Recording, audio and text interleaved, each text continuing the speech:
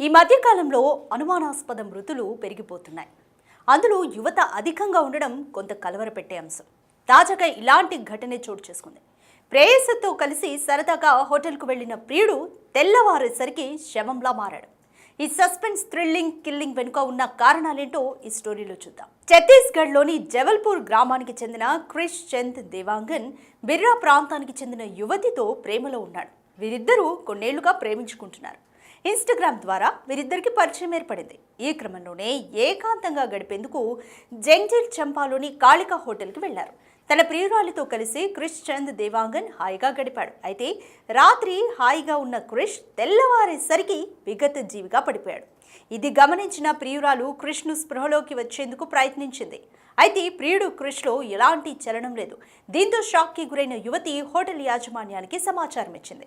వాళ్ళు పోలీసులకు కంప్లైంట్ ఇవ్వగా అస్సలు విషయం బయటపడింది. ఈ ఘటనపై కేసు నమోదు చేసుకున్న పోలీసులు దర్యాప్తు చేస్తున్నారు. ఈ ఇన్వెస్టిగేషన్లో సంచలన విషయాలు వెలుగులోకి వచ్చాయి. తన ప్రేయసితో శారీరకంగా కలిసేందుకు క్రిష్ ఒక హోటల్ రూమ్ను అద్దెకు తీసుకున్నట్లు తెలిసింది. ఇలా తమ ప్రేమ ప్రయాణంలో 2-3 సార్లు హోటల్ గదికి వెళ్లినట్లుగా క్రిష్ లవర్ పోలీసులకు చెప్పింది. ఎప్పట్లాగానే మూడోసారి హోటల్ రూమ్కు వెళ్ళగా ఇలా విషాదం నెలకొందని వివరించింది. క్రిష్ గదిలోకి వెళ్లిన పోలీసులు అణువణువు క్షుణ్ణంగా పరిశీలించారు. ఈ క్రమంలోనే క్రిష్ జేబులో శృంగార సామర్థ్యాన్ని పెంచే మాత్రలు బయటపడ్డాయి. తన ప్రేయసితో శారీరకంగా కలిసే క్రమంలో ఈ సెక్స్ మాత్రలను వేసుకున్నందుకే మరణించి ఉంటాడని ప్రాథమికంగా పోలీసులు నిర్ధారించారు.